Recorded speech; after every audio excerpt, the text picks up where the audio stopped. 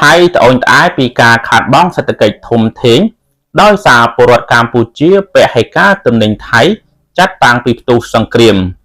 សួស្តីបងប្អូនជាទីមេត្រីថ្ងៃនេះយើងសូមលើកយកសារព្រមានដ៏សំខាន់មួយ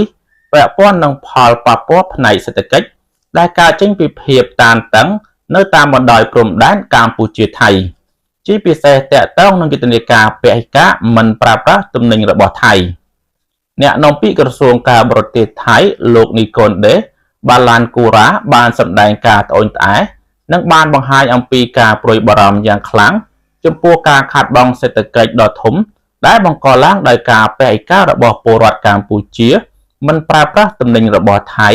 ចាត់តាំងពីសង្គ្រាមព្រំដែនបានផ្ទុះឡើងការប្រកាសនេះបានធ្វើឡើងនៅក្នុងកិច្ចប្រជុំដ៏ធំមួយ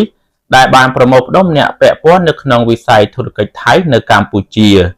តាមរយៈកិច្ចប្រជុំបានបង្ហាញអំពីផលប៉ះពាល់លើវិស័យធុរកិច្ចថៃនៅកម្ពុជាដែលបានធ្វើឡើងកាលពីថ្ងៃទី10ខែតុលាជូនដល់គណៈរដ្ឋមន្ត្រីសេដ្ឋកិច្ចរបស់ថៃលោកនីកូដេបាឡាគូរ៉ាបានជម្រាបប្រាប់ទៅកាន់គណៈប្រតិភូតំណាងវិស័យឯកជនជាង90នាក់ដែលមកពីទីភ្នាក់ងាររដ្ឋាភិបាលសហគ្រាសឯកជន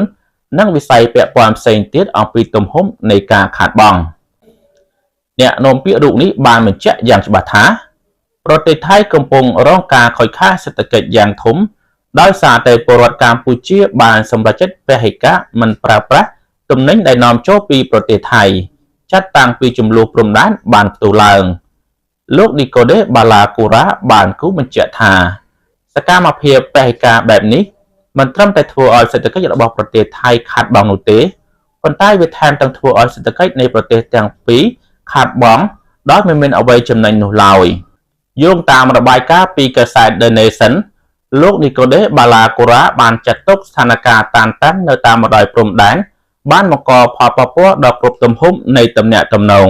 រួមទាំងវិស័យសេដ្ឋកិច្ចនិងប៉ះពាល់ដល់ជីវភាពរស់នៅរបស់ពលរដ្ឋទាំងសងខាងលោកបានលើកឡើងថាវិធានការនេះរបស់កម្ពុជាជាពិសេសគឺការពហិការមិនប្រើប្រាស់ទំនិញថៃបានជះឥទ្ធិពលអវិជ្ជមានដល់ក្រុមធុរកិច្ចថៃមួយចំនួនដែលកំពុងប្រតិបត្តិការនៅកម្ពុជាមិនតែប៉ុណ្ណោះលោកក៏បានទទួលស្គាល់ផងដែរថាពលរដ្ឋថៃក៏ដូចគ្នាក៏បានពហិការមិនប្រើប្រាស់ទំនិញរបស់កម្ពុជាដូចគ្នាដែលជាលទ្ធផលបាននាំឲ្យមានការខាតបង់សេដ្ឋកិច្ចទាំងសងខាងយ៉ាងគំហុកការលើកឡើងរបស់អ្នកនាំពាក្យក្រសួងការបរទេសថៃបែបនេះឆ្លុះបញ្ចាំងឲ្យឃើញពីភាពជឿនលឿននៃទំនាក់ទំនងសេដ្ឋកិច្ចរវាងប្រទេសទាំងពីរបើទោះបីជាមានភាពតានតឹងផ្នែកនយោបាយនិងចំនួនតាមព្រំដែនក៏ដោយវិស័យឯកជននិងពាណិជ្ជកម្មឆ្លងដែននៅតែដើរតួនាទីយ៉ាងសំខាន់ទោះជាយ៉ាងណាក៏ដោយនៅពេលដែលភាពតានតឹងផ្នែកនយោបាយឈានដល់កម្រិតកំពូលវាជំរុញឲ្យមានប្រតិកម្មពីពលរដ្ឋតាមរយៈយុទ្ធនាការពហិការដែលចុងក្រោយបង្កឲ្យមានផលប៉ះពាល់ទៅលើផលប្រយោជន៍សេដ្ឋកិច្ចរួមជាក់ស្ដែងការខាតបង់ដែលលោកនីកូដេបាឡាគូរ៉ាបានលើកឡើងគឺការចេញពីការដាច់សរសៃនៃខ្សែចង្វាក់ផ្គត់ផ្គង់និងការធ្លាក់ចុះនៃការធ្វើពាណិជ្ជកម្មឆ្លងដែនដែលជាប្រភពចំណូលដ៏សំខាន់សម្រាប់ប្រជាពលរដ្ឋនៅតាមបណ្ដោយព្រំដែនការបាត់បង់ទំនុកចិត្តនិងការផ្លាស់ប្ដូរទម្លាប់ប្រើប្រាស់របស់អតិថិជនក៏ជាកត្តាធ្វើឲ្យក្រុមហ៊ុនថៃត្រូវប្រឈមមុខនឹងបញ្ហាទីផ្សារធ្ងន់ធ្ងរនៅកម្ពុជាដូចនេះការអំពាវនាវរបស់អ្នកនាំពាក្យថៃហាក់បីដូចជាជំរុញឲ្យមានការរកដំណោះស្រាយដោយសន្តិវិធីនិងការស្ដារឡើងវិញនៃទំនាក់ទំនងពាណិជ្ជកម្មឲ្យបានឆាប់រហ័សដើម្បីជៀសវាងការខាតបង់សេដ្ឋកិច្ចដែលមិនអាចងើបឡើងវិញបានសម្រាប់ប្រទេសទាំងពីរសរុបមកសេចក្តីថ្លែងការណ៍របស់អ្នកនាំពាក្យក្រសួងការបរទេសថៃលោកនីកូដេបាឡាគូរ៉ាគឺឆ្លុះបញ្ចាំងឲ្យច្បាស់អំពីផលប៉ះពាល់ជាក់ស្ដែង